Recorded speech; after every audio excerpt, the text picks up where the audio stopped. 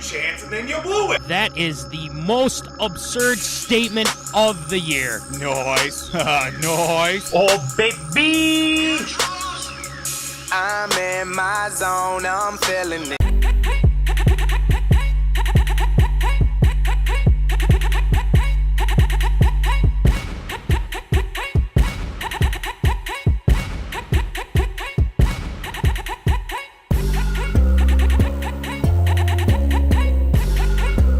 Live from West St. Paul Studios, it's time for MinneZona Sports Live with DJ Matty C and Paul the Shield Vold. And this is MinneZona Sports Live. We are back. Yes, episode 263. Wow, that's a lot of episodes. But without further ado, I'm your host, DJ Matty C, a.k.a. Matt Callahan, a.k.a. Matty C, a.k.a. Callie, etc., etc., etc. And all the way in St. Cloud, Minnesota, at Granite City Studios, Paul Voldy, Shield. What's going on there, Shield? You know, I don't really remember the week after Thanksgiving being the longest week in the history of all humankind, but for some reason this week, throw some snow on top of it, bitter cold temperatures, and the fact that it's now December on top of everything just makes it all feel like this week is taking 3 years to pass by. And the fact that it's only Wednesday kind of sucks, but at the same time, it is Wednesday, so at least I have that going for us. That's here right. And the show here this evening. So there is some sort of solace in that. There is solace in that. The show is ready to go. And, this is a very interesting week. This past week was kind of frustrating. But at the same time, there was a lot of good from the other Minnesota sports teams. And you know what I am referring to. With the Vikings, a lot to be said tonight about our favorite team here in Minnesota. We will get into that for Hot Take. But the Golden Gophers, they got the axe back, baby. Let's go. They did. Chop, chop. Talk about that, a little bit more positivity today. And then we're going to the Temple of Wisdom tonight. Voldy's Virtues. The beginning of the end for the Vikings. Do we know? Is this the beginning of the end? That's what Voldy's going to be talking about here tonight. Get the perspective on this whole situation with the purple and gold, and we'll analyze it. It's been a hot topic ever since this past Sunday, so hence why it's probably been a long week, to say the least. Holy moly. So a lot of things to discuss in regards to that. ARA, we have a stacked ARA tonight. We have byronbuxton looking to waive his no-trade clause. It keeps getting worse. It keeps getting worse for the Twins, and it's all because of them. we'll get into that here later on. And then after that, we got to talk about all these coaches going to new places, new college football head coaches heading to LSU, to Michigan State, and obviously UCLA too. So we'll talk about that. Latest college football playoff rankings. Some controversy I've been hearing around. A lot of, I think it was around Notre Dame, Miami, or something like that. A lot to discuss there. No plan B for the Olympic hockey rink. Controversy surrounding that now. What the hell is going on? And to round things off here for ARA, the Baseball Hall of Fame, they're going to consider Bonds and Clemens. I feel like we've been hearing that for years and years now, but it looks like maybe there's some silver lining. We shall see. And then, obviously, you know the deal. It's those Shield shout-outs. Yes, those are tonight as well. So, before we get going into Hot Take Voldy, it is prize week for NFL Pick'em. Voldy, what could the Zoners be winning today if they make their picks? What do you got? Of course, since we are dealing with the winter weather that is affecting the Midwest and now bitter cold temperatures throughout the week, got to stay warm out there. Might as well give away one of these MinneZona Sports Live beanies right here for you. So that is going to be up for you to take home. Get those picks in, make them right, make them good. And Matt, do we need to do an update on where we sit with our Pick'em standings right now? I think we should. Yes, let's take a look at our Pick'em standings. I just, if I had a, no, I think I can find it up here real quick. I wish I was prepared. I mean, that's just I should have had it ready to roll. But I do have it up. You there. Yeah, no, it's all good. I should have had it up. Right now, from what I've gathered, and this is just kind of me, fumbling while I try to get this brought up here. No, that's not what I wanted. But the thing is, from what I understand, is that the Zoners, one of our Zoners has been in the lead. I mean, the one spot keeps changing every week. It's insane to me. So right now, as it stands, our leader right now is RJ Wilson. Yes, RJ is leading the pack. Him and Tyler Herman are tied for the top spot. So Tyler's obviously still in it.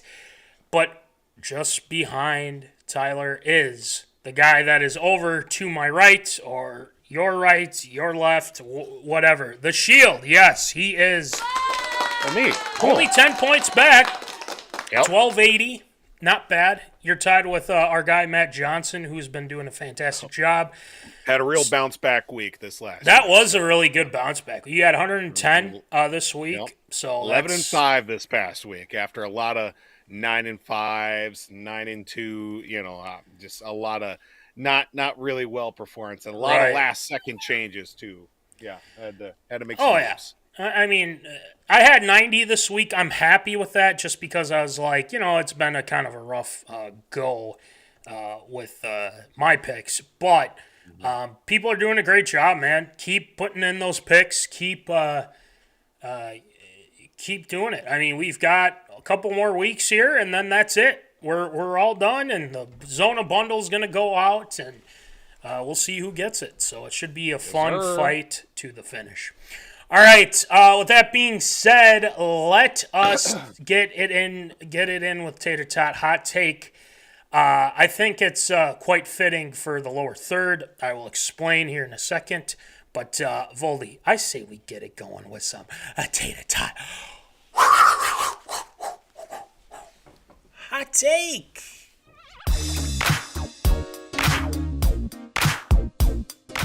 Fresh out of the oven, it's Tater Tot Hot Take.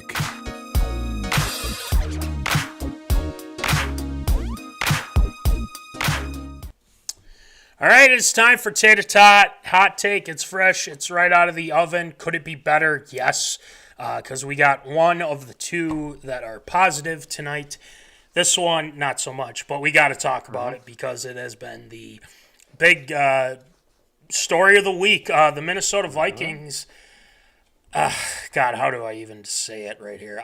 They got absolutely obliterated. First shutout victory in 10 years. They lose 26-0 against the Seattle Seahawks. Probably one of the worst offensive performances I've seen in a long time. But in the lower third, and I credit Voldy on this one, via tweet, X post, whatever. It's stupid. It's Twitter. I don't care. You reap what you sow.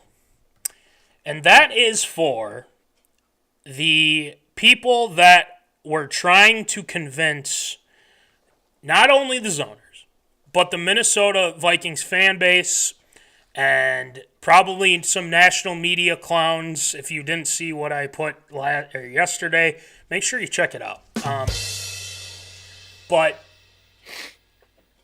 maxbrosmer was supposed to be the guy that was gonna show everyone that he could get it done, that he could, he was better than what JJ was and everything like that. And we kept preaching on this show. We got it. I want him to do well. We said we wanted him to do well, and guess what? It was an absolute flop. A big old flop.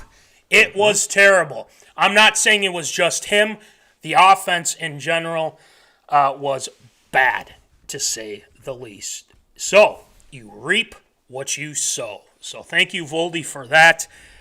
Putting out all those people that were saying Brosmer was the answer. This is going to fix everything. They're going to be amazing when, coming out of this game.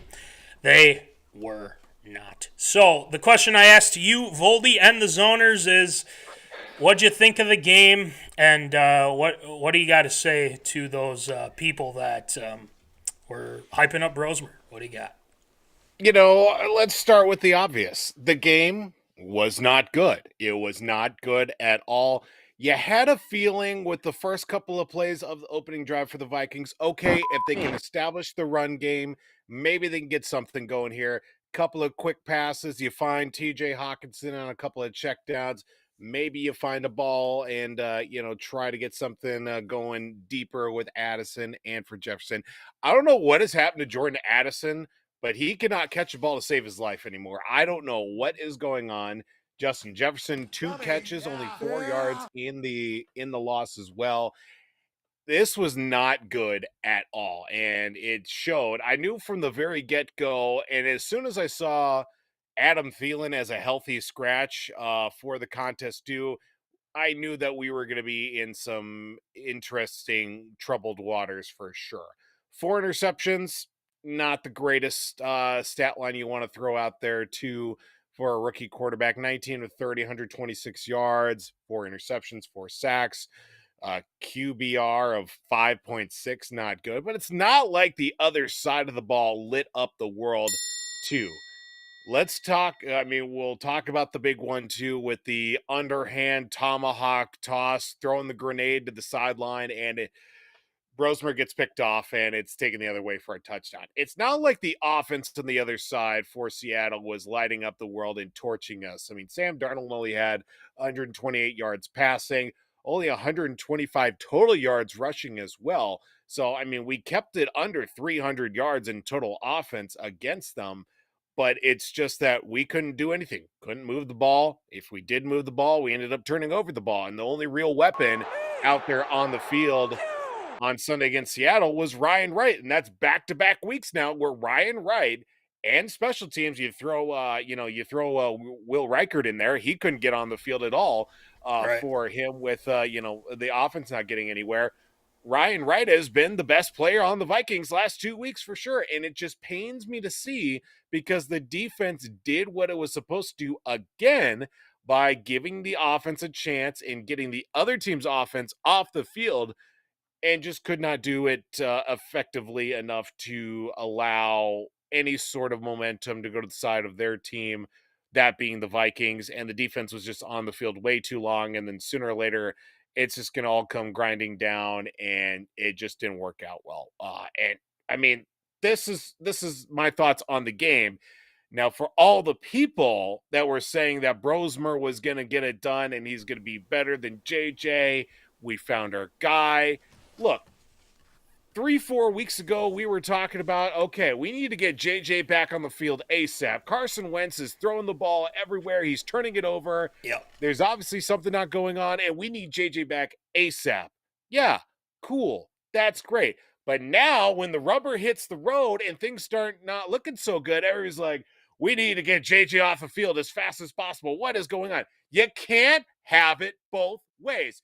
You pull out the sword, you die by the sword. Yeah. I am sick and tired of everybody saying JJ needs to go. We need to get rid of him. We need to move somewhere else. The team has failed JJ McCarthy. This guy has not started a full NFL season. He has not had one regular full offseason of NFL football in his career. Yes, he was here last year. Again, we'll talk about this more coming up with Voldy's virtues, quite possibly. But everybody just tossing JJ under the bus with the way he has played this season is absolutely criminal, honestly.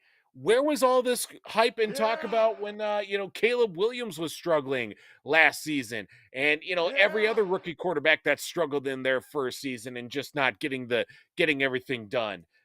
I don't recall off the top of my head of everybody just immediately just jumping off the bandwagon. Just jumping off the bandwagon. The amount of media hype that we have seen with JJ McCarthy and everybody just wanting him to fail, I don't know what the national media has against the Minnesota Vikings and Minnesota sports in general, but what the hell did we do to piss everybody off to the point that we are public enemy number one? And when another rookie quarterback struggles, and, over the last few years where some of these rookie quarterbacks have struggled, I have not even remotely seen the amount of coverage or the amount of hatred towards said player and said organization. I don't get it. I just don't understand. And everybody, you can't have it both ways. You take it or you leave it. And right now, people need to leave it and shut the hell up, honestly, because it's getting old really fast. And I understand why people stop becoming fans of certain teams. And right now, Vikings fans are ruining the Vikings for me, and it's getting ridiculous at this point. Dummy. Yeah. That's a very good point. Jason says, and I just think that's it. Oh, wow, that really shrunk. Oh, my goodness. Damn. What the heck happened? Get my glasses here. The few times a year I actually want the Vikings to win, you guys absolutely blow it. Perhaps I'm the problem. Yes, I would say so. You are the problem. I always keep getting all this stuff about the hate towards the Vikings, ripping the Vikings and everything like that. It must be nice to have the Rams win all the time, my cousin. It must be nice, and it's just like I can't win. I can't win until the Vikings play the Rams again, and hopefully they have a better team by then. We'll see. I don't know. It's frustrating as all hell. Well said, Voldy. I'm going to start with some positives. Can I start with some positives with this whole thing? Please. I really like the way that Jalen Redmond has been playing. He has been a terror on the defensive line. I think it is, people are game planning now for this young man. This guy was in the XFL, I think then XFL. Maybe they did start the UFL when whatever. But this dude has clearly shown why he is a guy that the Vikings need to keep. He needs to be in Minnesota. He has been that damn good. I have been so impressed with him. He got that fumble recovery after Dallas Turner, who I'll get to in a second.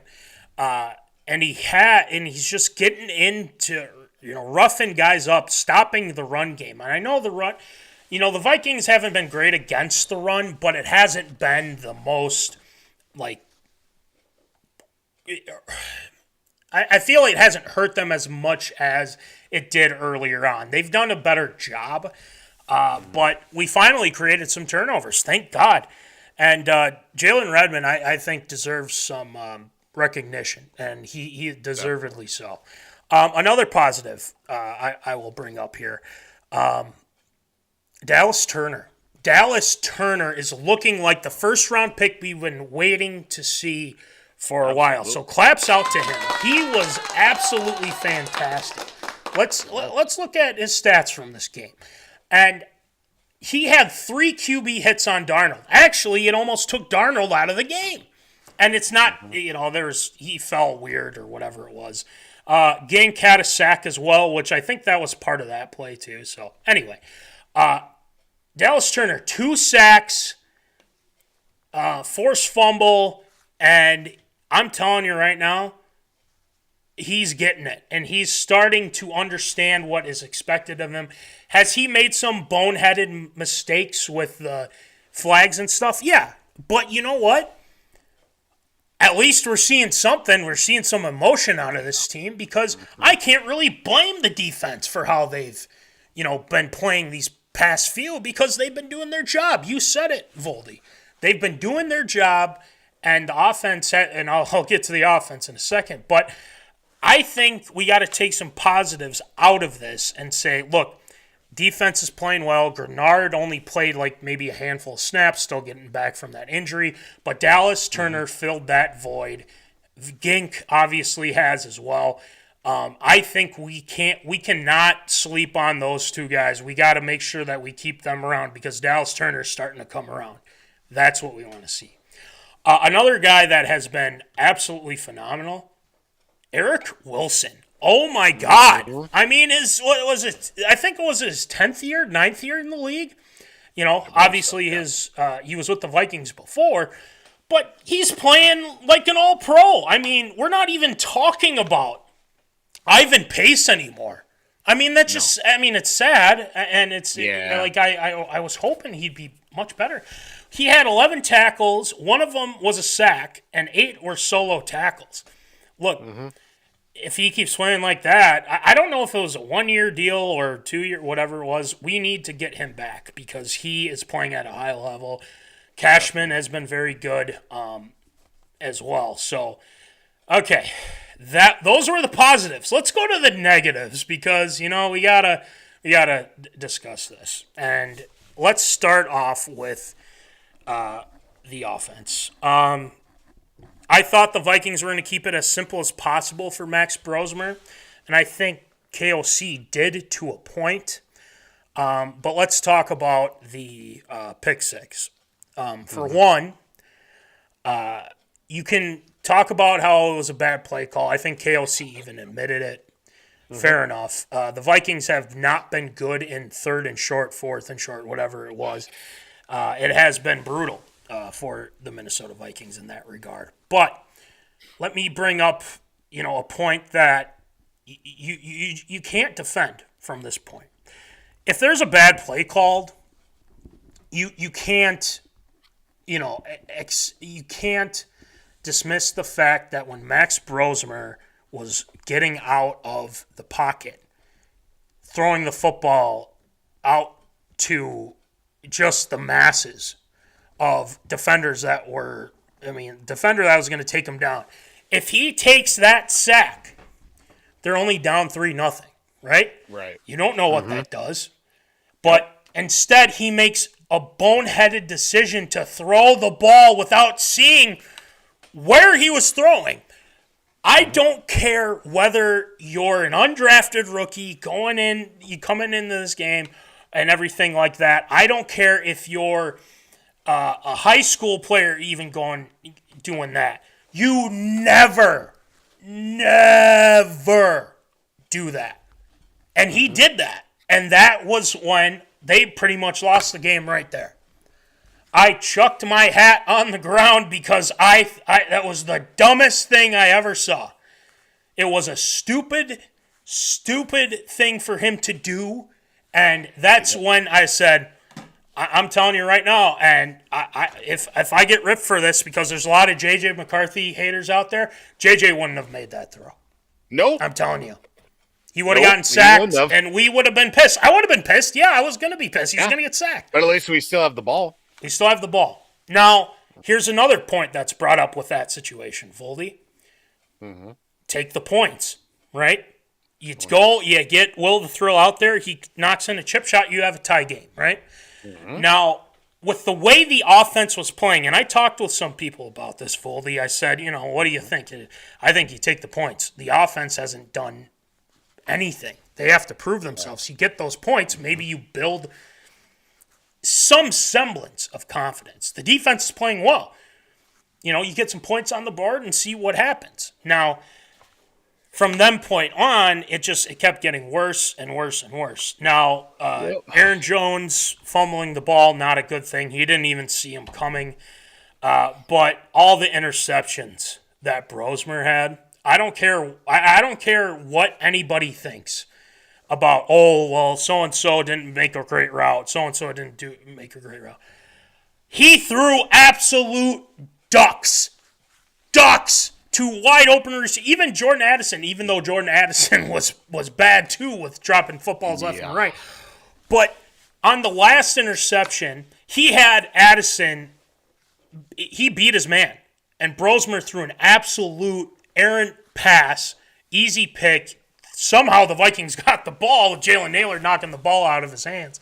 And it didn't do anything after that either. So the throw to Jefferson, another one. People like, Jefferson should have caught that. No, the defender made a play on it because he did. He read it like a book and he knocked it. It's not Jefferson's fault. I'm going to get to him in a second. But this just shows. It shows that you can't expect someone who's like, we're trying to find all the little things to say, he did well in the preseason. He's a best kept secret for the Vikings because they secretly thought Brosmer was better than McCarthy. It's a lot of hearsay, conspiracy talk. That's all it's been, right? And Brosmer wasn't good. And it showed, like, he ain't it. Because the guy that should be in there, obviously with the concussion and everything like that, not much you can do about that. But that's a whole different conversation. We won't get too much into it. But those are the two things I wanted to address. But here's another thing that I feel like that has been latched onto the media. And quite frankly, I guess it makes sense from this perspective, especially after that performance. Justin Jefferson. I've always been I will always take Justin Jefferson's side. I feel bad for him right now. Absolutely. I feel sick. And I want to, and I'm not going to try and be like, maybe it's the best, to get rid of him. No, he's the leader of this team. And the Vikings paid him to be that. Him not talking to the media after the game, I mean, what else does he need to say? Yeah. He's been saying everything under the sun about we got to, do this, this, and this. I don't blame him, man.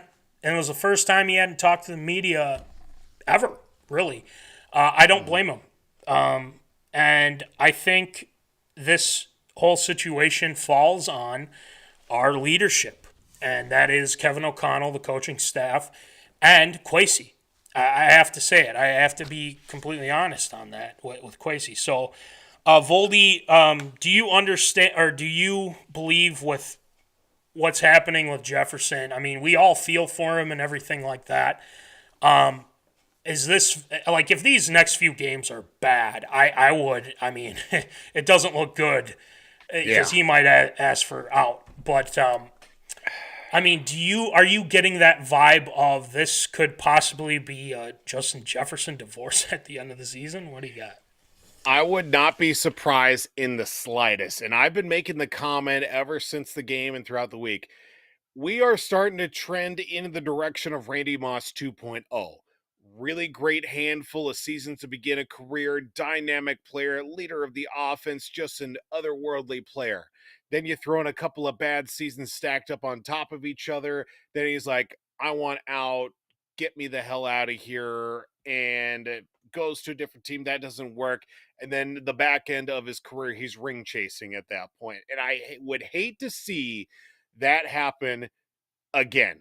all over again with Justin Jefferson. Yes, from the moment that he came into the league, yes, he was a playmaker. And of course, being one of the shining spots of the team and of the league as well, you want him to feel that the team is in a good place. But it's not in a good place right now. There's a lot of questions outside of the locker room. I don't know what's happening inside with everybody, with everything going on. Max Brosmer starting this week, jjmccarthy trending in the right direction to start on Sunday, concussion protocol, and quarterbacks revolving in and out, and just everything that he can do on the field is being hampered by the fact that, well, the guy who throws him the football, one, he doesn't know who that's going to be week to week, and two, can't even get him the football because he's being double team, triple team, or just can't even get the ball out of his hand to begin with because he's throwing it to the other team or is holding on to it too long.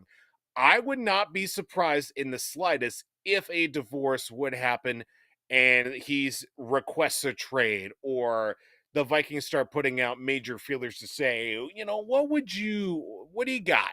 You want Justin Jefferson? What are you going to give us in return? I would not be surprised at all with this front office and just the way the season has gone so far. As much as I do not want that to happen and everything like that, I mean, I want Justin Jefferson a Viking for life. I do. I would want that, wholeheartedly. But absolutely, I think this game on Sunday is so crucial for them to play well, to give that hope of, okay, maybe, things didn't turn out the way we thought, but, maybe we can build off this. Maybe we can do something with this if J.J. McCarthy starts to, get in a rhythm and everything like that. I think that maybe that'll help Justin kind of, because he's not going to be a problem in the locker room. He's not. That's not who he is, and that's not, how he goes about things. If he were to request one in the offseason, I wouldn't blame him. I would be very sad, to say the least, because I think he is fantastic, and I've always been a Justin Jefferson guy since he was drafted to Minnesota. But let's, I'll be real. Like, if it's bad these next few, it wouldn't shock me. It really wouldn't shock me. I'd feel like shit, to be honest with you. But Diana Rossini would have a hell of a time with this whole thing too. Oh, she would just love it. Yeah, she would just love it in her ivory tower that she looks down pedestal. Upon us. Yeah, just up on her pedestal. Feeble peasants. Vikings fans, what a joke. That's probably what she thinks. But listen, this game on Sunday is very important. It is very important. The Commanders are probably going to start Mariota. They're coming off a tough loss. Obviously, you don't. No one's taking the Vikings seriously. I mean, if you see that performance on Sunday, you're like, we'll beat this team. I mean, they looked like the worst team in football. So Kevin O'Connell's got to put out all the stops here on Sunday. He's got to pull out all the stops. You got to find some way to get him in a rhythm and just, I mean, if they go and obliterate this team, we'll see what happens. But, I'm a little bit of an optimist when it comes to this. And, I know these past few weeks have been just one of the worst couple, I think even month, to be honest, after the Detroit game has just been brutal. But I think they're going to figure out something. Not fully, but a little bit, and that's why I am picking the Vikings to win. We got to see something. Something. So, Voldy, what do you think? Then we'll move on here. Yeah, this is definitely a winnable game for the Vikings, I think, for sure. I mean, this is a matchup of two teams with dynamic offensive weapons, but the quarterback that they had is probably not the one that they were expecting to have at this point of the season, of course, with Mariota starting over Jaden Daniels, of course, given the injury. Defense has been either really good or really bad. It's been neither nor there. Vikings, I would say, are a little bit more consistent as opposed to the Commanders as a whole. Yes, they've got a lot of big names on their side. Of course, they do have, of course, Von Miller. They've had, Bobby Wagner as well. Mike Sanders still back on the defensive backfield side. But the Vikings, of course, do have that depth and, of course, a little bit more when it comes to, playmakers to their side of the ball as well. But a little bit different in dynamicness when it comes to the quarterback that they'll be facing in Marcus Mariota than probably what they've seen in most recent weeks and on the season too. But still, a very winnable game for the Vikings. I do see this as being a win, but even if the Vikings do go out, is it really going to be something like, we're a really good team, we just have got really bad bounces to our side, when it's like, yeah, you beat a backup quarterback on Washington who's 3-9 right now. Like, yippee, Yeah. I'll take a win at this point. I'm just all about stacking wins at this point. Let's stack a couple wins. And, if draft position helps, that'd be great too. But we'll see. We'll talk about it here more in a little bit with virtues. The Gophers get it done against Wisconsin in the Snow Bowl. It was awesome. 17-7 victory over those hated Badgers. And let me tell you, the Badgers, they're a bad team. I mean, I don't mean that as I didn't mean that as a pun, but they're not very good. The Gophers take care of business. They're 7-5. They'll obviously get a bowl game. The Badgers, their season's done. So, hey, jump around. There we go. That's jump around. Voldy, what are your thoughts on the Gophs getting it done against the Badgers? And you think they'll get another Mayo bowl game? What do you think? Yeah, probably some sort of bowl game in Detroit, most likely will probably be, or playing in Nashville or something like that. Just some sort of slack jaw college bowl game that isn't going to be in the warmest of climates as a whole. This was a game that they should have won, and they should have won handedly, but yet for some reason they try to make things a little bit more difficult. Run game, of course, with Darius Taylor going for 100 yards and a touchdown, that's great. Defense definitely stepped up. Of course, Nestor coming up with a couple of key interceptions too, and of course a fumble recovery. That was nice to see for him, I should say, with everything that went to their side defensively. I think the defense for sure definitely won that game handedly, of course, giving up the fact that they only allowed 7 points in the first half. Offense could have definitely had something a little bit more to desire as well. I mean, Drake Lindsay, fairly modest numbers, but the fact that he only had 90 yards passing too, again, could leave a little bit more to be desired. Again, 18-24, 90 yards and 1 touchdown. Given the weather conditions, I don't blame that with being a little bit more focused on the ground game and a little bit more depth that they have at the running back position. Was good to see too. But you know what? I have no complaints as a whole. It was great to see, of course, one trophy game go to the way that the Gophers should have had in multiple ways. And I just really hope now with a 7-5 record, we don't get, some ugly trash bowl game for sure. And something a little bit better than what we deserve for sure. Have something fun, not with the Mayo crap. Ugh, right. Disgusting last year. It was fun one year. It was. Yeah, I agree. But I think the reason why people are and again, the Gophers this season have had their chances to go a little bit, further and beyond because they went and got slaughtered by Ohio State and Oregon. They could have played better for sure, but, I mean, they're not beating them. I mean, there's no way. And then the Iowa game, I mean, good Lord, that was just an awful game to watch, especially in the first half, just getting obliterated like that. Losing to Northwestern hurt too, but at least that one was close and whatnot. They lost to Cal. They shouldn't have lost to Cal as well. But, it just kind of shows that the Gophers are kind of at a level of, they'll beat some teams here and there and whatnot, and they'll get to a bowl game. But getting to where they want to get to, I mean, there's no way they're getting to Big Ten Conference Championship. Big game, Ohio State and Indiana. this weekend. So it's One going to versus be two. yeah, it's going to be very, very interesting to watch that game and see how it turns out. So a lot of big games, obviously, with the conference championships. But I like the fact that the Gophers are beating their rivals, and I think that's the key. Is if you are able to beat your rivals, year in, year out. I know it hasn't been great with Iowa.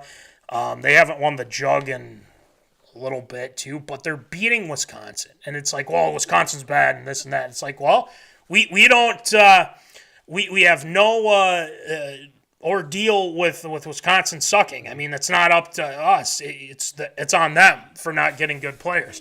But winning it for the fourth time out of 5 years is very good, and it helps not only PJ Fleck, but it helps the rest of the university as well. And the guys like him. I mean, I every time they win, he's very energetic. Guys buy into it, and the whole snake oil salesman bit.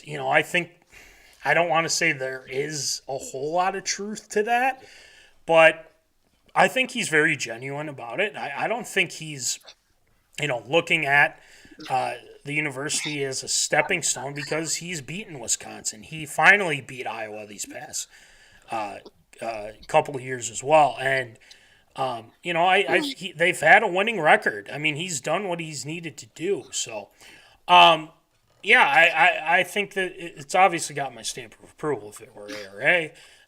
The Gophers are they got to keep building, man, and win the bowl game. I know Fleck is undefeated in bowl games as well, so there's a lot to be happy about with the Golden Gophers this time around. So. Darius Taylor was great. Gears has been very good as well. And Lindsey, 90 yards. I think, like you said, the weather had a lot to do with it as well. So there's a lot to be said. A lot of good things to be said about the Gophers. So, anyway.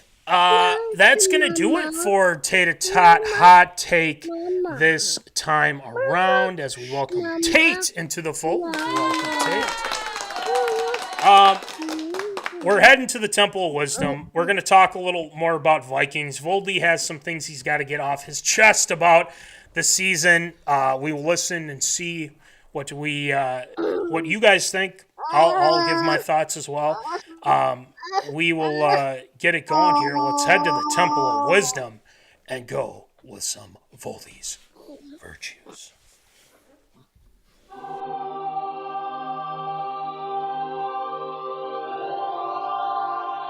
He has emerged from the Temple of Wisdom. Gather round for Voldy's virtues. All right, we are in the Temple of Wisdom, awaiting the Master Monk, Paul Vold the Shield, a.k.a. Voldy. So, Voldy, why don't you enlighten us with your knowledge?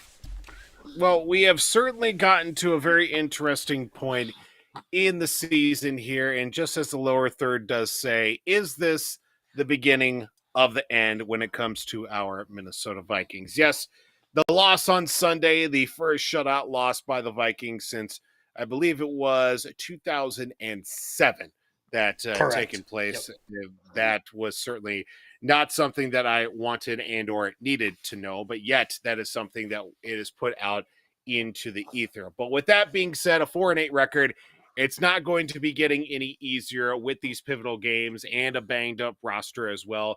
Banged up key players for sure. Questions at the quarterback position, media pressure from local, national, and of course on social media as well.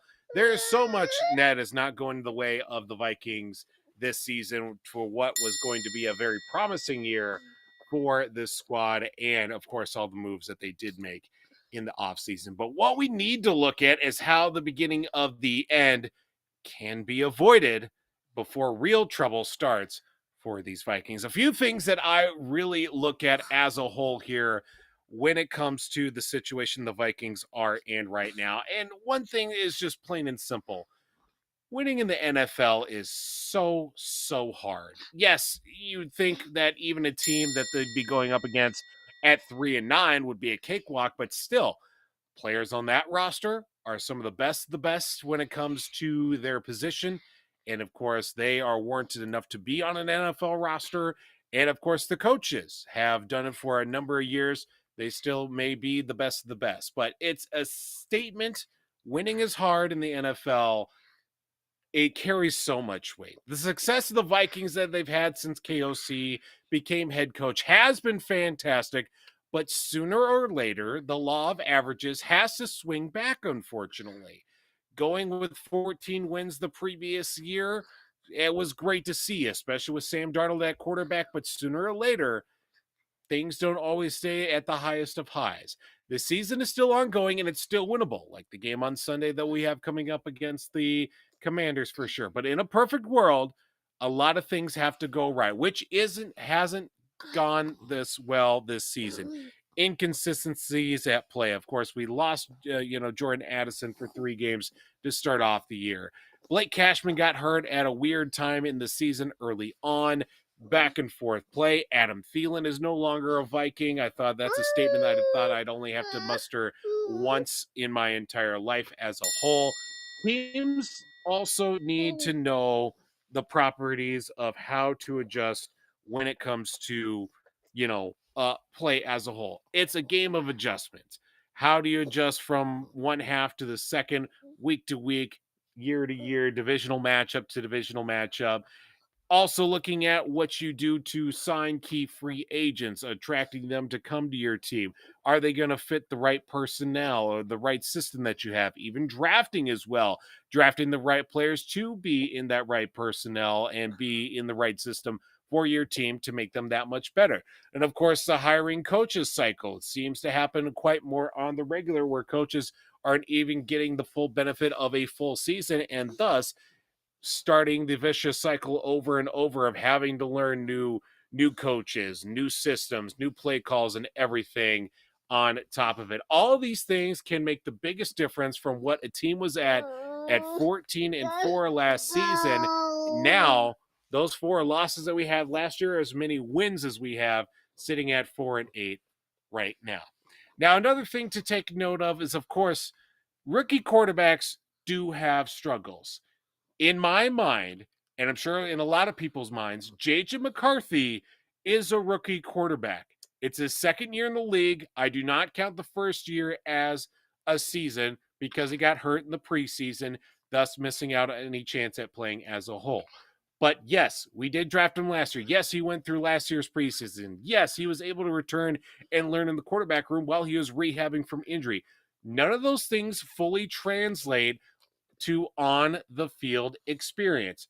Practice reps, scrimmages, preseason, regular season games are where you learn the most about what you have at quarterback and as a team. Timing, getting familiar with what pieces you have to the offense. None of that translates to sitting down in a classroom or in a quarterback room watching film forward and backwards. Yes, it helps, but getting out there and actually playing and learning, learning how to navigate the murky waters of being an NFL quarterback doesn't happen in a classroom. It happens in game time situations and stuff like that. You got to roll with the punches. I've said this numerous times about rookie quarterback seasons that we've seen the last few years. C.J. Stroud, Jaden Daniels, Bo Nix, etc. Those don't happen all the time. That is the 1% of the 1% of the 1% that we've seen in recent years. And it's great to see, of course, rookie quarterbacks make an impact. But things have to line up in order for that greatness to come through with coach, your teammates, schedule, and sometimes just plain old luck for sure. Not all that success was directly off the quarterback's play. You cannot pin all of your team's failure on one player that has just have a handful of professional starts under his belt, while also juggling with being a number one for sure, number one guy, with JJ battling through injuries, becoming a new dad, and becoming the face of a franchise. All of those factors could certainly ruin a player before he even has a chance to even step out on the field. And I guess that's something that he has signed up for. but give the guy a break for sure. Another thing we look at is the coach and general manager dynamic for the team. Now, we've seen this shift in choices in the power dynamic between Kevin O'Connell and kwesiadofomensah from the performance on the field and everything that has been going on behind the scenes. KOC's play calling for sure on offense definitely can be improved, and that I think we can all agree with. His inability to trust the run game and force the pass that has led to more trouble than success than in years past this year. Maybe the youth movement in the quarterback room has also led to that, maybe in trying to evolve a few more things, or maybe just the revolving door at running back that we've seen has also led to the rash decision-making in abandoning the run and force the ball down the other team's throat for sure. When you also throw in, of course, the decision-making in the front office with signing some of these free agents on the offensive and defensive line, the D-line is certainly coming around as of late. The O-line hasn't been fully healthy and fully together since basically week 1 of training camp. All that for sure does play a factor with some mixed results. And of course, injuries do play a part in that. That has happened this season for sure. And I don't want to throw it all on the front office for sure. But if you don't see what you can fully invest into a team, the draft has been sketchy to say the least as well the last couple of years with Kwesi, but maybe a couple of those players surely starting to come around a little bit more emergence of Dallas Turner this year. The future of the organization is in a tough situation right now, but not having the proper pieces for this team in order for them to succeed. And lastly here, of course, one thing that we've always preached here is just trusting the process. Through all the ups and the downs of this turbulent season, we all need to take it in stride because this is just the beginning. Not the beginning of the end, it is the beginning of the beginning. When you look back at this time, I think we will all appreciate the fact that we stuck through with KOC, with JJ, with Justin Jefferson, with Jordan Addison, and the whole defense that battled through a down season, not only as for a whole, but as the NFC North is starting to become once again a premier power in the NFL. The Bears are looking quite competitive this year for sure, as they, not only lead the division, but certainly at the tops of the NFC as a whole. But, you see how the Bears and the Lions have really started to come through here these last few years. And of course, the Packers are always in the mix, as much as it pains me to say. Quarterback development in the NFL too is also another key part, becoming fewer and fewer with this now win now mentality and the quick reaction that we now live in. We are all so quickly to dismiss any type of negative that we will avoid it altogether, even at the possible positive outcomes that can come through at all in this difficult time. We're all about trying to make sure that we get as little negative and as much positive as possible, that we can't stand the even possibility of any negative coming through, that we'll just abandon hope at all at the start of anything that could be positive to a fault in its entirety. Now, we've all seen these second and third acts at quarterback, Sam Darnold, Baker Mayfield, Daniel Jones now. They've gotten in recent seasons, and it further cements the point that we need to look at the greater picture of development that needs to be a focal point of a team development, rather than just throwing the baby out with the bathwater at the slightest sign of trouble or of inconvenience. Now, with everything that I've talked about here and where we sit with the Vikings, this I can say with all confidence that this is definitely not the end. We need to adjust our frame of mind and look how this can be the start of something that we can all look back on with pride. And for the sake of the franchise, my hope is that after one full off season in the NFL, hopefully a healthy one for JJ, that this season coming forward as well will be a stepping stone in the right direction for a promising career. And this is definitely not the beginning of the end. Well said, well presented with it as well. I think we've been watching this team for years, and obviously, it's even before us. I mean, this team has had really great teams in the past. It has very bad teams in the past as well. But I will say, I think that Seattle performance was probably the worst I've seen the Vikings in offense, I should say, specifically, in a long, long time. Like, it was bad. But I agree. I don't think it's the end, and I'm not the type, or I have been in the past of jumping off the bandwagon of a quarterback here and there. I guess shades of Christian Ponder. Whatever. It gets to the point of, look, it didn't work out. It's not working out this season. Now, here's the deal with this season, though. I think, and you brought this up too, I think you have to chalk this up as we tried something and we thought it was going to work, and unfortunately for Kwesi and the organization, it didn't. It was a miscalculation. They thought JJ would be ready to go, and obviously injuries have happened and whatnot. Now, Carson Wentz was, serviceable until the injury and everything like that. But it all comes down to JJ these next few weeks. And I just want to see some improvement. I don't want to see regression. I won't even jump off the train of, he's going to be terrible. This was a bad pick and everything like that after the season. Because I'm giving him, in my opinion, I want to give him the benefit of the doubt when he goes into this upcoming season. And I think that is a fair assessment.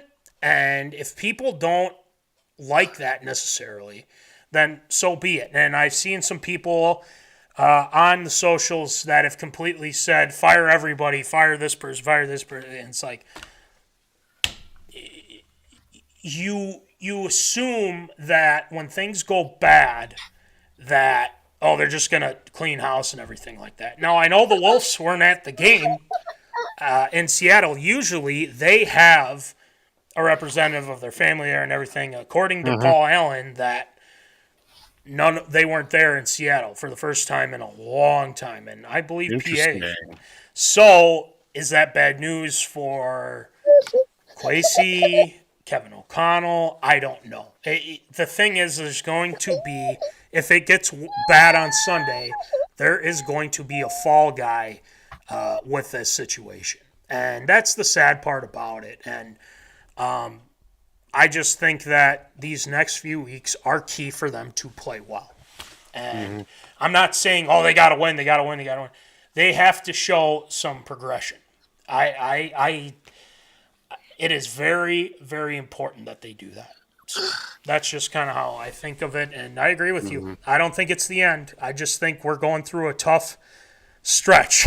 It's a very tough stretch. So we'll see what happens. But this all readily could have been avoided if we just beat the Ravens like the prophecy foretold. That's right. We'd be going to the NFC Championship game. There's no change in my mind on that. Well, but we lost, so Kevin O'Connell's going to get fired at the end of the season, unfortunately. As foretold. We'll see. But I think he'll still be Vikings coach. We'll see. It could break the curse. Who knows? All right. That'll do it for Virtues this time around. So well done, Voldy. ARA, we got to get to the news about Buxton probably going to waive his no-trade clause with the Minnesota Twins. I've got some things on that. The new college football coaches have been introduced at their new places. I got some things about Lane Kiffin, so be prepared for that as well. And the latest college football playoff rankings have been revealed. And there's some controversy regarding some teams. We'll talk about it. And then no plan B for the Olympic hockey rink. A lot of controversy surrounding that. And to round things off, the Baseball Hall of Fame committee to consider barrybonds and Roger Clemens. I feel like they've been saying that for a long time, but, We'll see. We'll talk about it. So let's get it going. What's up? Absurd or approved? It's time for everyone's favorite segment, Absurd or Approved.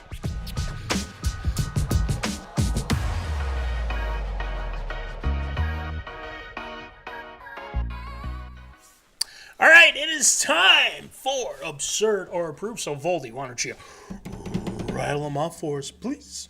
Well, we start in the world of Major League Baseball, of course. Winter meetings coming up here in the very near future. And with that also, with these winter meetings taking place, the talk of hot stove action or the likelihood of maybe some of your favorite players getting moved to different teams, one of which that could be very interesting, at least in our neck of the woods, in quite possibly center fielder Byron Buxton. Now, it is noted that, or at least some conversations taking place, that Byron Buxton is willing to waive his no-trade clause for a number of teams, and not just for his hometown Atlanta Braves, from where he is a Georgia native, but if the price is right, this would put the Twins in a very interesting position. Now, of course, Byron Buxton having a little bit more of a consistent year with his career highs in plate appearances and in wins above replacement.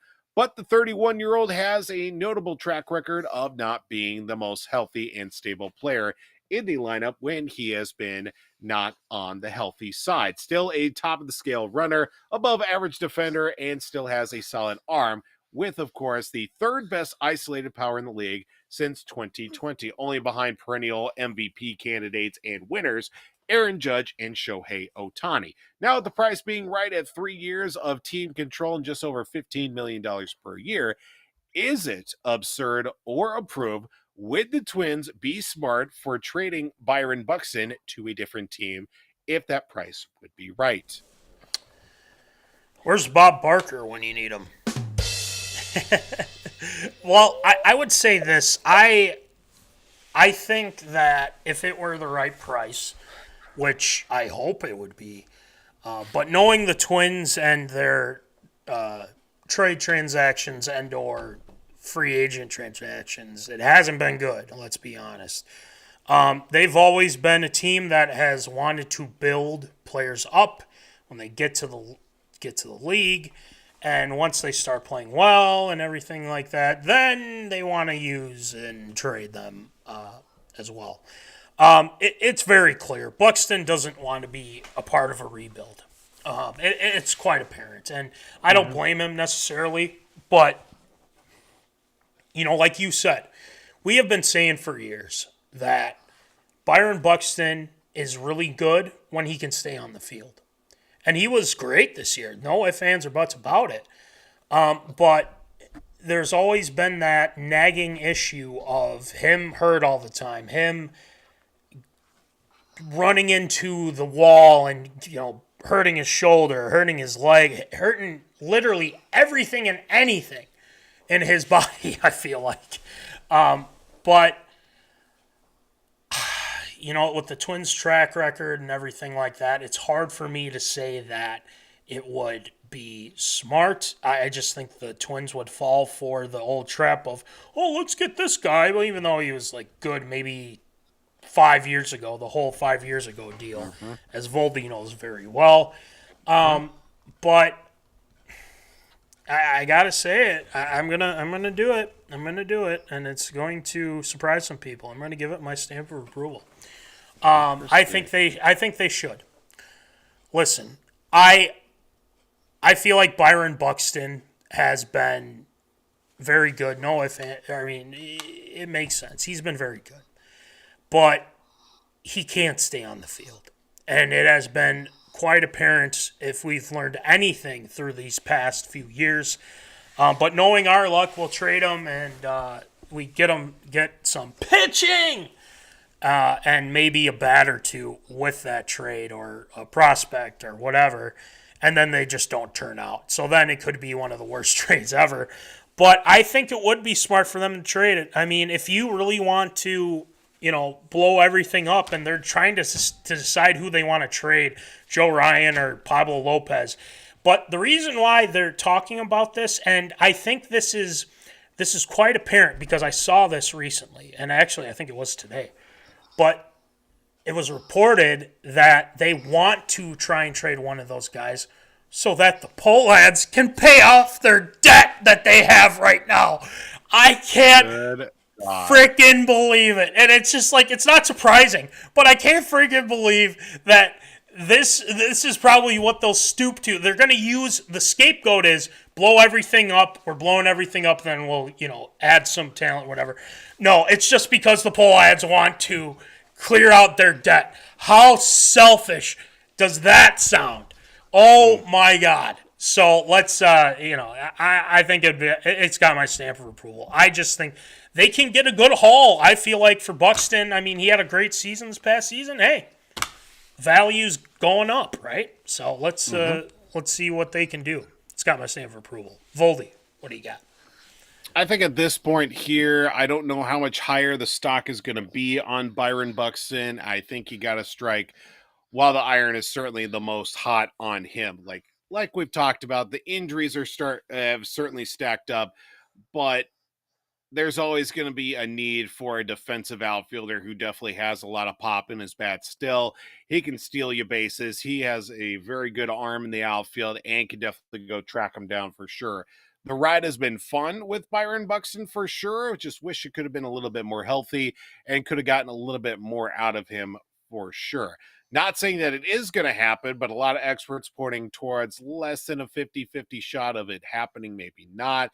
I think if the price is right for him, pitching-wise, maybe a starter, a couple of relievers, maybe a couple of decent prospects, it is certainly worth a package for sure, but I wouldn't be surprised if the Poleheads did something crazy and just trade him for cash considerations to help pay off the debt for sure.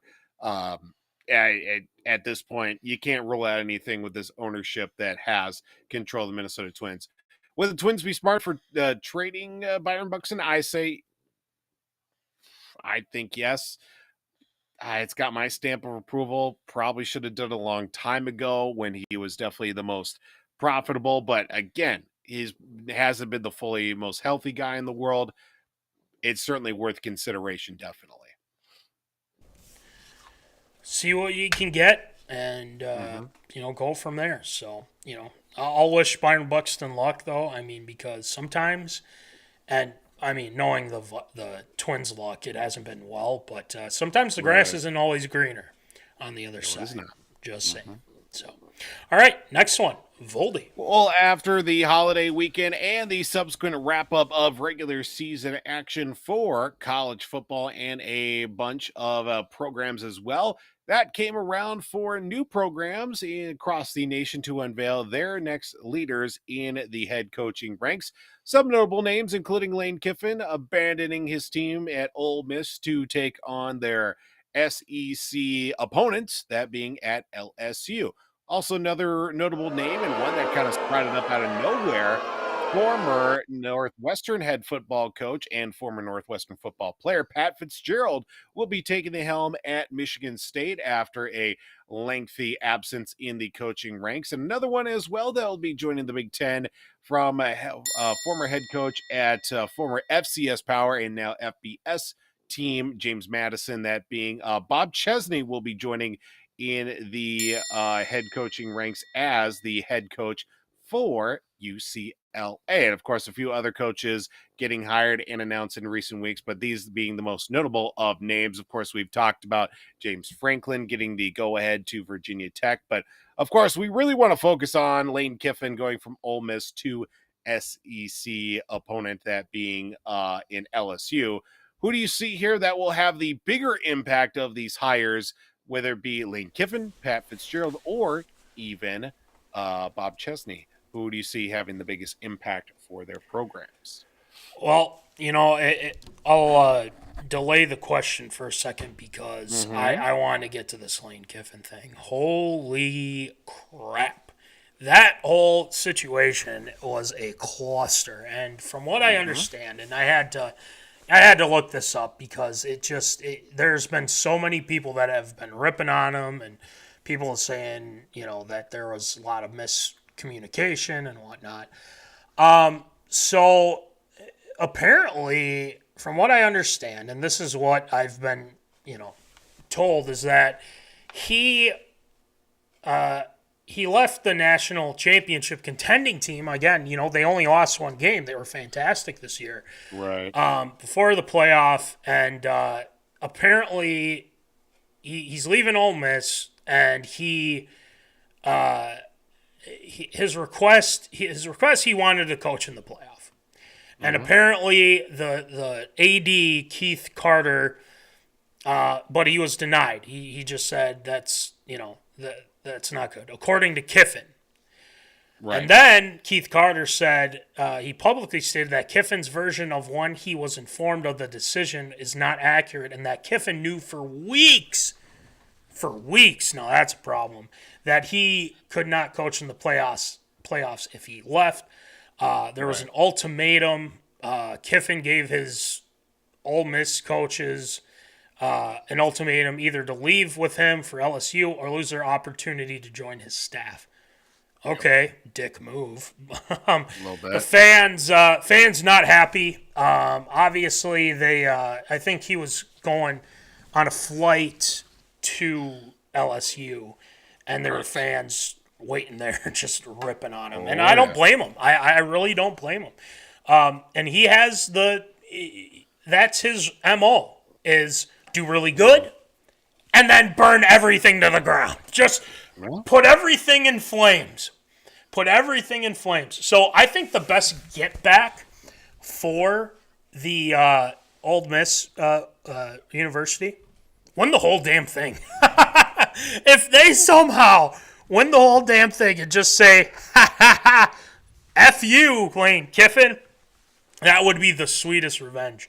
But again, they'll be in the SEC together, and man, that Ole Miss game and LSU game, whenever they meet up again, is going to be electric. They are going to let that man have it, and that's just how it'll go.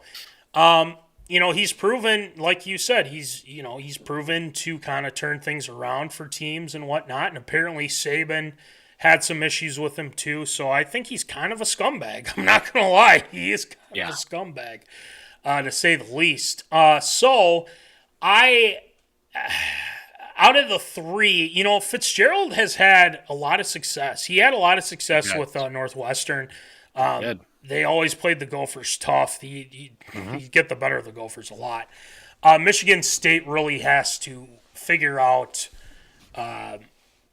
what they're going to do with all this stuff that has been happening these past few years with the coach. Was it Mel Tucker, I think his name was, right? Correct. Yep. And it went to hell, literally. And Pat Fitzgerald, if he can turn things around, I think can get it done. I don't know much about Chesney, but if you're signing with UCLA, and UCLA, they beat Penn State this past year. I mean, they might have something going for them.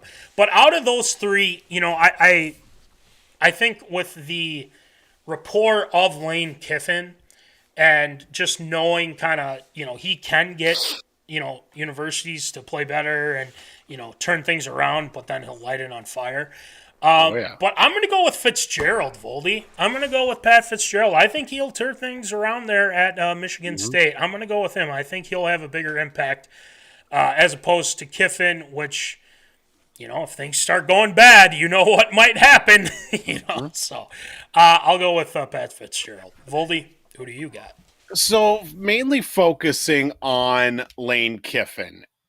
You know what you're going to get with Lane Kiffin. There is no track record more notable than Lane Kiffin from the moment that he was hired and fired by the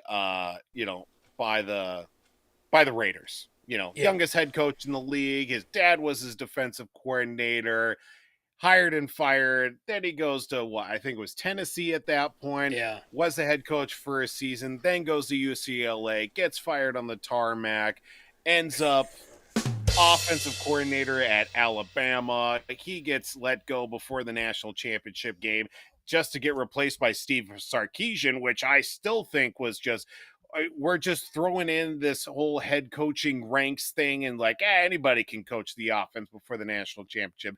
Then he goes to FAU, then ends up at Ole Miss. every stop where he goes, and as he continues to build this momentum, the legend of Lane Kiffin grows with it as well. And this I'm not surprised at all. I thought Lane Kiffin at Ole Miss was probably going to be the most perfect fit out of every stop that he's been to. But now he's going to take the traveling circus with him to Baton Rouge and just maybe get over that hump and win a national title. I see it from the perspective of Lane Kiffin, like the whole thing of him, like, saying like, look, you don't leave with me and get on the plane to Baton Rouge. You're not going to have a spot on the squad. You're not going to have a spot on the team, on my coaching staff, taking recruits with him, basically burning everything down with him. I see it from the perspective of this. When you have a coach who is going to leave, wouldn't you want just scorched earth and just nothing left over from the previous coaching staff so that when the new guy comes in, he can establish his culture. He can establish things his way as opposed to, well, he's living under the shadow of the old guy and it's not going to be good enough before any sort of success comes his way. Now, burning of all bridges the way Lane Kiffin does isn't exactly the best for the Better Business Bureau in their matter of operations. Well, this is college football. This is the Wild West when it comes to college sports. No rules are the rules when it comes to how things are taken care of and at least addressing that. I like Lane Kiffin as a coach, and I don't understand the amount of hatred he gets. At the end of the day, the dude still gets wins and still gets great players to go to his programs, to go to the NFL and be as productive as they can from his early days in coaching to now. And I will love to see what he does at LSU and just how he can take this Lane Kiffin persona. It's not even who he is anymore. It's an alter ego at this point, and how he can fit that to Baton Rouge and maybe be a contender for a national championship. So I think the bigger impact is definitely going to be Lane Kiffin at LSU for sure. Let me ask you this question. Do you think he sabotaged Ole Miss on purpose? I don't know. What is even sabotage anymore? Sure. Like, college football is just one, everybody's got a gun pointed at each other, and as soon as one trigger is pulled, everybody's going down all at once. And this is just another shot in the chamber here for college football and college sports. I don't blame Lane Kiffin for going to LSU, but the fact that it's in the same conference and quite possibly will be playing Ole Miss at some point next year, that's not going to look very good on him. But I think he took the opportunity that he could, because jobs like LSU do not come open very often. Even though they have had some open positions quite frequently in the last couple of years, for sure, from Eddie O. I mean, we're only 6 years removed from the national championship for LSU with Coach Orgeron, and then you go and he gets let go. Then you bring in, Brian Kelly. That didn't work out, and now you have Lane Kiffin. So it's very interesting. I don't think it was sabotage. I think this is just par for the course. And when you deal with Lane Kiffin, you're definitely making a deal with the devil for sure. Damned if you do, damned if you don't. Well, if he brings you a national title, then there's really nothing to complain about, right? So, I don't know. Whole ordeal is nuts in itself. So, all right. Next one, Voldy. Latest rankings of the college football playoff and the top 25, and especially notable with the top 12 for sure, did see a little bit of movement and also some significant play with the last rankings out of the regular season. Of course, a few notable names jumping into the top 25 for sure, with James Madison University, JMU, of course, North Texas, Iowa, and Houston making an appearance in the top 25. Of course, in the latter half with the top four remaining and making it interesting. Ohio State at number 1, Indiana at 2. That'll be a great Big Ten championship coming up. Georgia at 3, Texas Tech now at number 4 with Oregon now at number 5. Followed by Ole Miss, Texas A&M, Oklahoma, Alabama, and Notre Dame now sliding into number 10. Now, of course, very interesting to see Notre Dame make their way into the top 10 and also being of significant player over a few other teams that have certainly turned things around from some early season woes. But with this latest poll, of course, with now championship weekend coming up here very soon, what did you see, or who is the most surprising in the latest rankings with their rise and or descent in the top 25. Well, I think the big one has been Notre Dame. Apparently, from what I've gathered, I really haven't followed too many of these teams, but from what I've seen here is that some people, I shouldn't say all, but some people are upset that Alabama is over Notre Dame right now. I know it's been a big debate in their whole committee and whatnot. It's just a bunch of I feel like. I mean, they're going to expand it to 84 teams at some point here. I mean, it's going to be nuts. Lord help us. Lord help us. And I look at it from,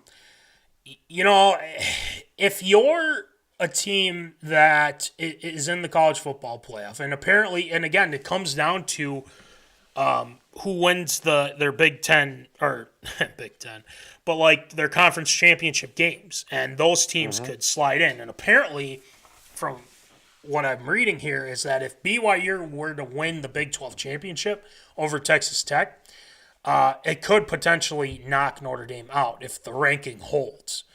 So that's controversial in itself. Now, some people are kind of concerned because it's like, well, Notre Dame is ahead of Miami, and Miami is, Miami beat that team in August. And I know it was a long time ago, but at the same time, it's like, weighing all these teams and saying like, hey, well, this team beat, Alabama beat Georgia. I don't even know if they even did, but beat Georgia. But then they lost to Vanderbilt, and then Notre Dame beat Georgia or something somehow, and then they lose to the Gophers. I'm just throwing out. It's not legit, but it's a tough thing to debate and figure out. And I think the more that they add the teams, it's going to get even worse. So I think, I think maybe Miami should be up there. I think they've been playing really good ball as of late. They've had some kind of weird losses too, but Bama has really turned it around. Apparently, DeBoer has got these guys playing a lot better, and they're in the conference championship game. That's right, and they got Georgia, the Bulldogs. So it'll be some fun games to watch this weekend. But let's. I'll go. Yeah, I'm gonna go with. I'll go with Miami. I think they're gonna start to rise a little bit. Alabama, Notre Dame, I think's in a sink or swim situation. Just keep winning, and well, no, they're done. Yeah, they're done. If I'm not mistaken, right? Yeah, they're done. Correct. So I mean, got to just pray that someone wins, someone loses, whatever. So, Voldy, what do you got? Yeah, this is a very interesting poll here with just even the fact that Texas moving up 3 spots, number 13. Of course, a lot of hype coming into the team. I mean, they were the preseason number 1 with, of course, Heisman favorite at the start of the season, Arch Manning being the highlight player. But everybody on that team kind of really falling to the wayside with overall performance, back and forth, up and down playing. Arch has been hurt a couple of times and even not been able to see full field action, but things have started to turn around. Of course, now they're kind of sitting and hoping now in a situation to where maybe some of the big dogs that they're going to be going up against fall to the wayside after championship weekend that's going to be coming up here. I would say Texas moving up with their rise. I think it could be necessarily warranted that they should make the playoff for sure.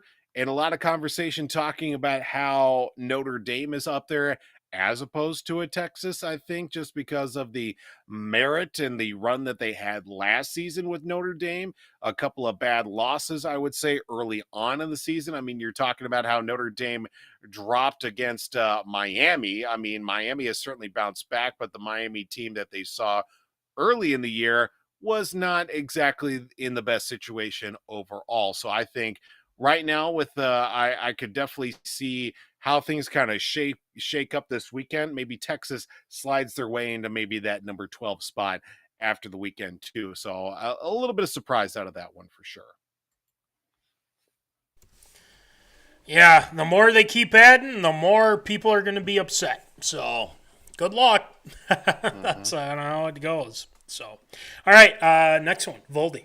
Well, we head to the world of the Winter Olympics. We are just over 2 months away from the 2026 Milan Cortina Winter Olympics in Italy. And one of the main features in the main events, that being Olympic ice hockey, the arena is not fully built yet. And in fact, there is no backup plan for the arena if it's not ready, not only for the Olympics, but even for the test site games that are scheduled to take place January 9th through the 11th. Now, the construction on the arena, which is set to host, of course, NHL hockey players for the first time since 2014, back to the Olympics, of course, in more than a decade, is scheduled to go right down to the very wire. So they could very well be finishing up as the first few games are set to be played. Now, of course, with the new ice arena is set to be holding 16,000 people on the outskirts of Milan, and is not even fully built yet, but the first preliminary round of women's ice hockey at the Olympics is set for February 5th, one day before the ceremonies of the opening of the Olympics. Now, with everything that will be taking place, of course, the NHL is also starting to voice a little bit of their concerns. There are no plans as of yet to pull out NHL players if the arena isn't finished yet, but maybe some small rumblings of, if it isn't by a certain date, that they could very well take things back and not participate in the Olympics with a little over 2 months to go. Is it absurd or approved with the facility in Italy? I believe it's pronounced Santa Giulia ice arena, that is ice hockey arena, I should say, that is not fully done yet. Is it absurd or approved that the rink will be finished in time for the opening of the games? Well, to whoever goofed that up, You done messed up, Aaron. you done messed up, Aaron. Come on. You got to have something going, right? I mean, how hard is it to get this put up? I mean, I'm no expert by any means about getting it ready, but man, what's going on in Italy, for goodness sake? I mean, it just, if the NHL's getting concerned about it, then there's a problem. And we want to see some Olympic hockey. No ifs, ands, or buts about it. Especially when it's in the time of everyone's hunkered down and it's cold and everything like that. So I want to say it will, but you're going to have to find somebody who knows what they're doing with this and get this figured out. If you don't have a plan B, then it's not happening, right? So I think I want to be optimistic here, and I will be optimistic. I think it's going to get done, and it's got my stamp of approval. Look, you can't just close something because the rink's not ready, and certain things aren't done to make it ready and whatnot. Well, you got to bring some people in and figure it out, because there's all these rinks that we have here in the States, and it's like, you got to bring some of those people from the States over there or whatever. I mean, you have to get this done. And people have been waiting for this. I mean, not only us, Voldy, but like everyone within hockey. They want to see the USA. They want to see all the other Canada and all these other teams that want to play in the Olympic hockey rink. Not just men, but women as well, with their teams. So I'm gonna be optimistic, Voldy. I'll give it my stamp of approval. It's got to get done, and if it doesn't, well, there's only one thing left to say to whoever was in charge. Yep, that's how it goes. So, Voldy, what do you think? See, here's some of the major issues that I do have. Of course, with Milan hosting the Winter Olympics, you get the Olympic bid, I think, it's like 8 years in advance. Like, we've been talking about the Summer Olympics in Los Angeles, I feel like, since at least 2020, for sure, when that announcement does come out.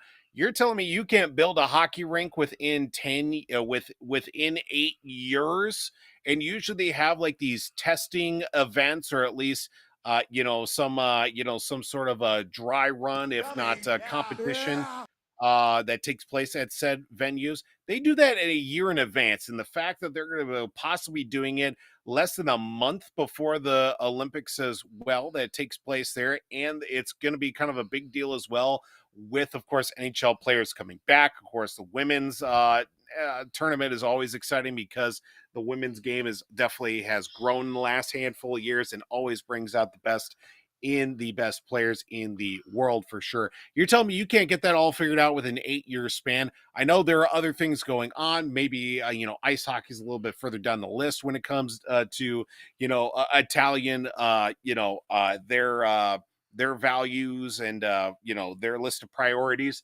But you're telling me you can't get a venue built up in 8 years with you hosting such a prestigious event? It's ridiculous. I think it's completely absurd. And now I think they're definitely feeling the pressure for sure to get this thing done because of the amount of traffic that's going to be coming their way here in the next 2 months leading up to the Olympics. And of course, with that 2-3 week span of the Olympics taking place, how much that is going to be a huge factor for sure. Is it going to be done in time? I think so, but I feel like there's still going to be some hiccups along the way, and it's not going to be the prettiest thing in the world, but it's going to get done one way or another. It's got my stamp of approval. Well, even people that aren't, big hockey fans, they love to watch their country play, right? I mean, that's the whole thing. And even we got the former Thrill saying, this guy's such an idiot here. He's always been like this here. Get the rink done. Get it done. All right, last one, Voldy. Well, something that we've had a conversation about a few weeks ago, but now stronger consideration taking place with the Baseball Writers Association of America and the Hall of Fame in Cooperstown, New York. Now the Contemporary Era Committee will be meeting. The 16 members of that committee, which does include Hall of Fame players Ferguson Jenkins, Jim Cott, Juan Marichal, Tony Perez, Ozzie Smith, Alan Trammell, and even Robin Yount. They will be taking into consideration, along with, of course, former owners, former front office members, and, of course, those that are in the media and also a historian of the world of baseball, will be taking into consideration the contemporary era ballot, which does have notable names. Of the 8 names on the ballot do include Barry Bonds, Roger Clemens, Don Mattingly, and even Dale Murphy. Now, each voter can select up to 3 candidates, and 75% or more of the ballots are needed for election. Of course, the election itself will be taking place, the induction, I should say, will take place on July 26th, but the announcement of the ballot will be taking place on January 20th. Now, of course, the conversation has grown over the last few years now that they've been off the ballot and fall into the contemporary era ballot with Barry Bonds and Roger Clemens. Is it absurd or approved? Will the committee be the group that gets Barry Bonds and Roger Clemens into the Hall of Fame? Well, before I answer that, Voldy, I got something.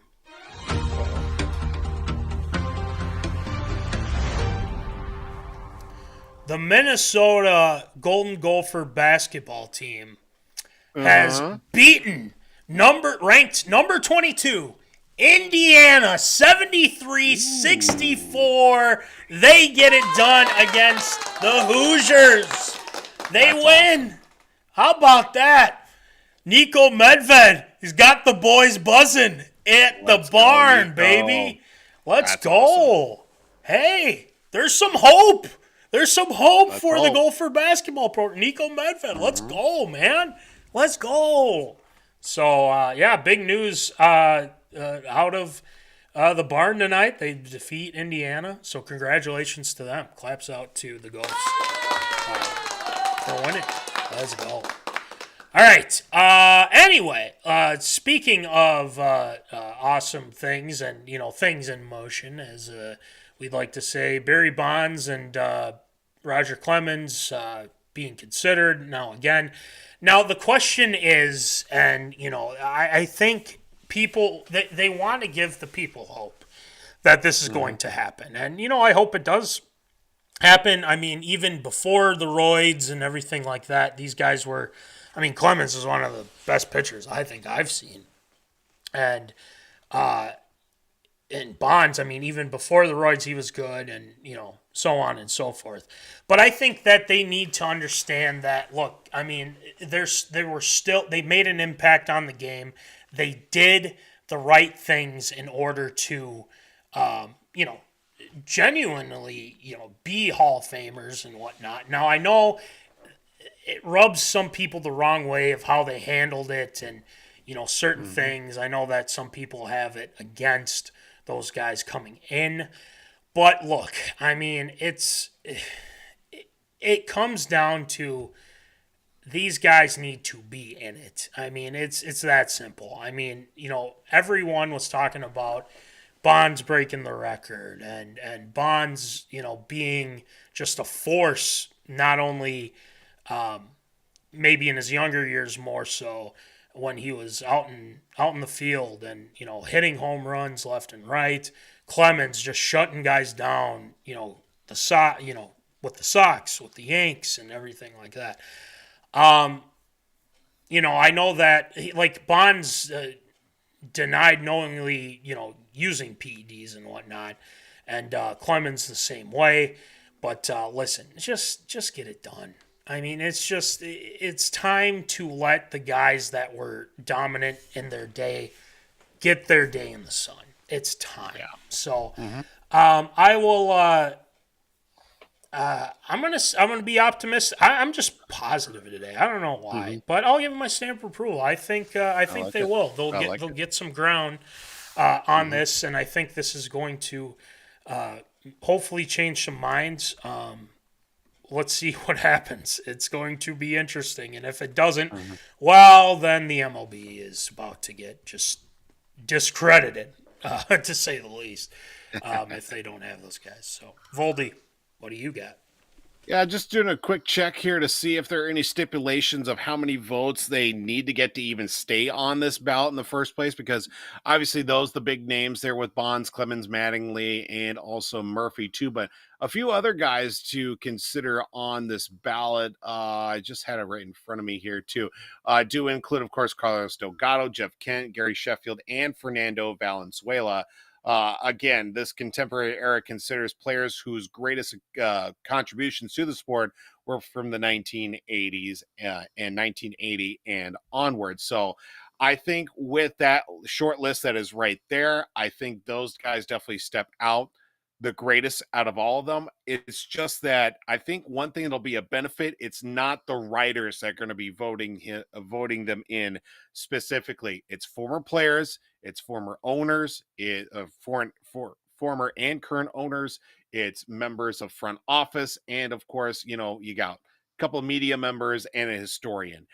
Those are probably the ones that will probably have the strongest to bat for Clemens, for Bonds as well.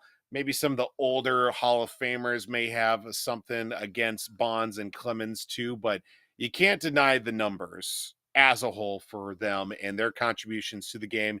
You can say whatever you want about them being tainted or whatever, but still, the numbers are the numbers for sure. And they're definitely grew a lot of favor over the last couple of years on the baseball writers ballot for sure. You needed 75% to get into the Hall, but they fell short. 66% for Bonds, 65% on their final ballots back in 2024. So at least they were gaining ground than where they were in previous years. So they're starting to win over a lot more people when it comes to the ballot. So I think this would definitely be, if not this year, I know they meet, I believe it's every 2, maybe 3 years that the contemporary era ballot meets. I know we talked about it a handful of weeks ago, so it wouldn't be, this go around, maybe the next go around. But I think if it's going to be the year to do it, I think it's this year. I think this is the group that gets Bonds and Clemens into the Hall of Fame, just given that the recent trend says that things are starting to swing to their favor. And, Bonds and Clemens weren't exactly the nicest people to the media. No. They had, the media had something against them. They had something against the media, but at least it's not entire media members that are going to be taking them up for consideration. You can't deny the talent. I mean, it's that Nope. simple, right? It's just kind of how it is, but we'll see. All right, great job with ARA this time around of Voldy. And Thank you, sir. yeah, like I said before, Gophers take down Indiana, number 22 Indiana. They're supposed to be really good this year, but the Gophs proved that wrong. Court storming, which was great to see at the barn. Just don't fall underneath, because yeah, it's not good. So be careful when you're when you're out there. But congratulations to the Gophs and whatnot. So, all right. With that being said, I think we got to do some Shield shout-outs. Voldy's got some Shield shout-outs tonight, so let's get it going. Let's shout-outs.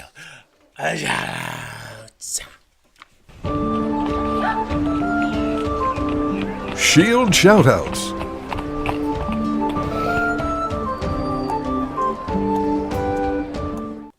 All right, Shield, who ya shout out tonight?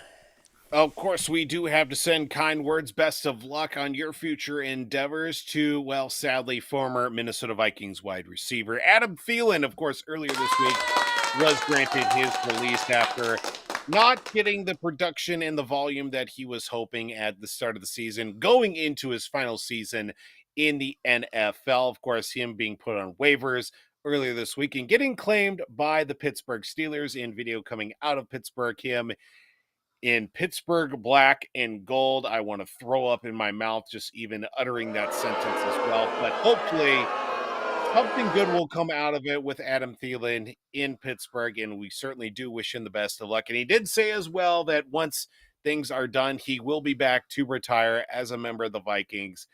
And let's hope something good comes out of this. You would really hope that he would have been a much more stronger fixture in the offense, but it just wasn't going that way here with how the season has really turned out.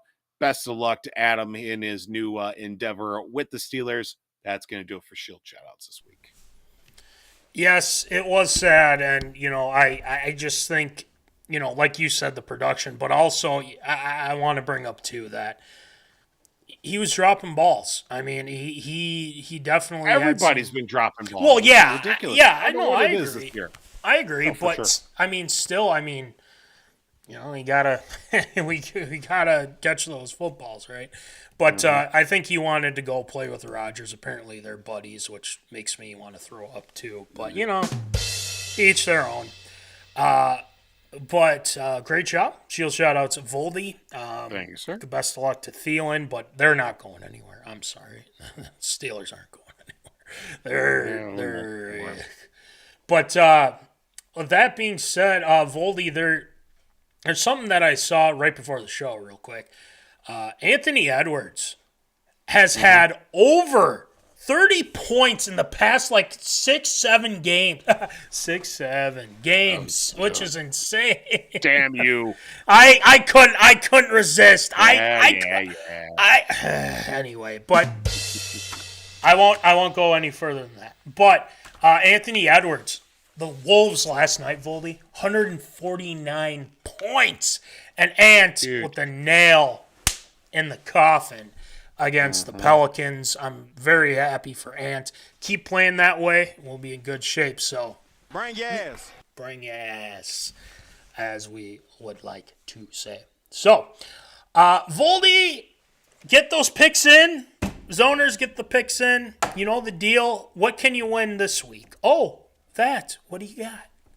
Yeah, we got ourselves here, MinneZona Sports Live beanie. It's cold. It is frigid. It is wintry. It is snowing. So you got to be prepared. You got to keep you nice and warm here. Best way we can do that is by giving you this here. If you finish in first place with the picks here this week, and you can't win if you don't get those picks in. So get them in. You can win this bad boy this week. Awesome. Yes, it is quite awesome. And also, Voldy, we've been doing this past few weeks as well. But, yeah, we got those hats, baby. Let's take a look. Yes, the Gopher hat. Big win tonight over those Hoosiers. And Gopher colors. We got Minnesota Wild covers. They have been fantastic. The Great Wall of St. Paul has been up and running and at the XL. Yes, I did say XL. Don't call it Grand Casino Arena. Don't like it. But you can get that hat. Go to Wild Game, wear MinneZona, wear the colors of the Wild as well. And then if you're like, I'm going to go to the game on Sunday, and I just hope we see some progress, we got Minnesota Vikings colors as well. So you guys know the deal. Let me know, let Voldy know via Venmo. $20, $5 shipping as well. Yes, sir. So get those hats, man. We got them. And we got the OGs, obviously. We got the camo, digi-camo. We got the American flag, and also the 5-year anniversary hats. Like I'm wearing gray. We have the black. It's from my reach right now, but we have them. It's awesome. We got the hunting caps as well. And just let us know. We'll hook you up. We got the shirts. We got the sweatpants. We got the winter caps if you just want to help us out. We've got stickers. I mean, let us know. We want to give to you, the zoners, as well. So thank you to National Fleet Graphic for the stickers, and shout out to W2 Performance, our guy Will Rattel, www.w2performance.com. The dude's got muscles on muscles on muscles on muscles. If you want that, check him out on YouTube on his website, the whole kit and caboodle. Make sure you check out the Brotherly Ballers podcast. Tyler Herman, Jack Vickers of all your fantasy football needs. Make sure you check out TLS Performance, our guy George Stoudemire Jr. And make sure you check out PBL, Popcorn Bucket List, Nick Dahlhoff and Rhino Meyerberg as well. Omni Entertainment. Make sure you check out those guys. Weekly stuff happening. I think I had a Rocky IV deal 40 years ago. Rocky IV came out. That's insane. Insane, bruh. So make sure you check those guys out. That's going to do it for episode 263. Get those picks in, and we're working on something. It's that time of year. That's all I can say. It's that time of year. That's all I can really say. So there's going to be some things happening that are in the works that might be happening next week. So we will keep you informed on the socials medias. And we can't wait to reveal what we got cooking. So, with that being said, as always, remember, folks, keep in the zone. Holla. Thank you for watching MinneZona Sports Live. Join us Wednesdays at 7 p.m. for live show broadcast. And as Voldy likes to say, follow us on all the socials medias.